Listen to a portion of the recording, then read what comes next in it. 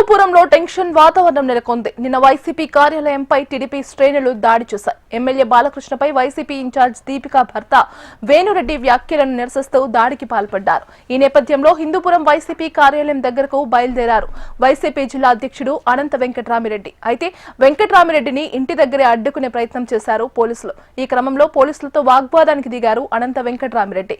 పోలీసులు ఇష్టరాజ్యంగా వ్యవహరిస్తున్నారంటూ ఆయన మండిపడ్డారు. ఎట్టకేలకు పార్టీ నేతలతో కలిసి ఆయన హిందూపురానికి బయలుదేరారు. అటు హిందూపురంలో రెండో రోజు ఎమ్మెల్యే బాలకృష్ణ పర్యటన కొనసాగుతోంది. పలు అభివృద్ధి కార్యక్రమాల్లో ఆయన పాల్గొన్నారు. మలుగురులో 26 లక్షల వ్యయంతో నిర్మించిన పశు వైద్యశాలను ప్రారంభించారు ఎమ్మెల్యే బాలకృష్ణ. అనంతరం 92 కోట్ల వ్యయంతో మున్సిపాలిటీ రహదారుల విస్తరణ, డ్రైనేజీల నిర్మాణానికి సంబంధించిన ఫైలాను ఆయన ఆవిష్కరించారు. ఇదిలా ఉంటే టీడీపీ వైసీపీ నేతల పోటాపోటీ పర్యటనతో హిందూపురంలో ఉద్రిక్తత వాతావరణం నెలకొంది.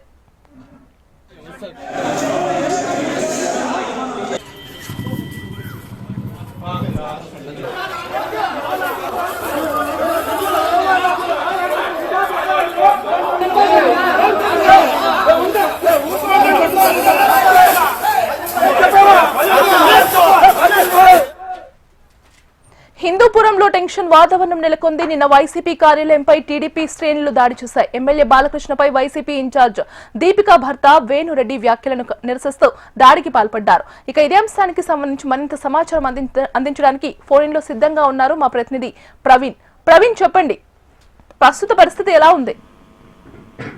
గీతిగా హిందూపురంలో ఉద్రిక్త పరిస్థితులు ఉదయం నుంచి కొనసాగుతున్నాయి. ఎమ్మెల్యే బాలకృష్ణ రెండో రోజు పర్యటన ఇవాళ కొనసాగుతున్న నేపథ్యంలో ఓవైపు వైఎస్ఆర్సీపీ ఉమ్మడి జిల్లా నాయకులందరితో పాటు ఏదైతే రాష్ట్ర నాయకులు సతీష్ రెడ్డి మిగతా వాళ్ళు కూడా హిందూపురం బయలుదేరిన నేపథ్యంలో ఎక్కడికెక్కడ పోలీసులు వారిని అడ్డుకొని అక్కడి నుంచి తరలించే ప్రయత్నం చేస్తున్నారు. కొద్దిసేపు క్రితమే హిందూపురం సత్యసాయి జిల్లా అధ్యక్షులు ఉషశ్రీ చరణ్ హిందూపురం వెళ్తున్న నేపథ్యంలో మార్గ మధ్యంలో ఆమెను అడ్డుకున్నారు. రోడ్డు పైన ఆమె బైఠాయించి ఆందోళన వ్యక్తం కూడా జరిగింది. అదేవిధంగా హిందూపురం సమీపంలోని కొట్నూరు వద్ద అనంతపురం జిల్లా వైఎస్ఆర్సీపీ అధ్యక్షుడు అనంత వెంకటరామరెడ్డితో పాటు పలువురు నేతలను కూడా అక్కడ అడ్డుకోవడం జరిగింది. తాడిపత్రి మాజీ ఎమ్మెల్యే కేతిరెడ్డి పెద్దారెడ్డిని కూడా అడ్డుకోవడం జరిగింది. అదైతే నిన్న వైఎస్ఆర్సీపీ హిందూపురం సమన్వయకర్త దీపికారెడ్డి భర్త వేణురెడ్డి బాలకృష్ణ పైన చేసినటువంటి వ్యాఖ్యలపైన ఒక్కసారిగా టీడీపీ నేతలు కార్యకర్తలు ఆగ్రహం వ్యక్తం చేశారు.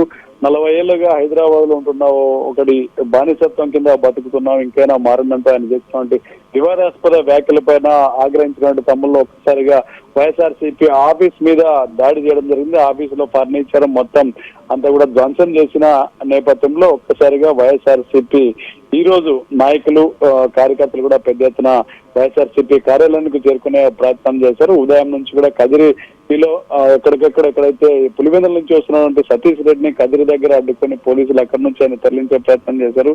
ఉమ్మడి జిల్లా వ్యాప్తంగా కూడా వైఎస్ఆర్సీపీ నేతలందరూ కూడా సీనియర్లందరూ కూడా అక్కడికి వెళ్లే ప్రయత్నం చేస్తుంటే ఎక్కడికెక్కడ అరెస్టులు అయితే కొనసాగుతున్నాయి. అటు హిందూపురం పరిసర ప్రాంతాల్లో పెద్ద ఎత్తున పోలీసు బలగాలు కూడా మోహరించడం జరిగింది.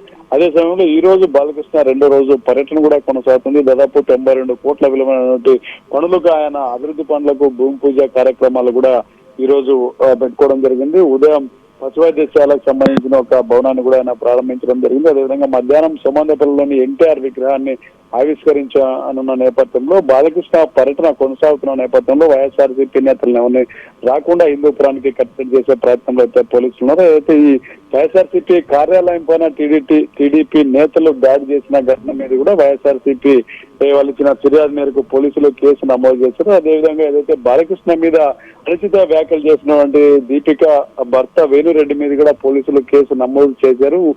హిందూపురంలో అయితే ఓవైపు బాలకృష్ణ ఉండడం, అదేవిధంగా వైఎస్ఆర్సీపీ నేతలందరూ కూడా అక్కడికి వైఎస్ఆర్సీపీ కార్యాలయానికి చేరుకునే ప్రయత్నాలు చేసిన నేపథ్యంలో ఓవైపు ఉద్రిక్త పరిస్థితులు అయితే కొనసాగుతున్నాయి. Geethika. Right Praveen, thank you.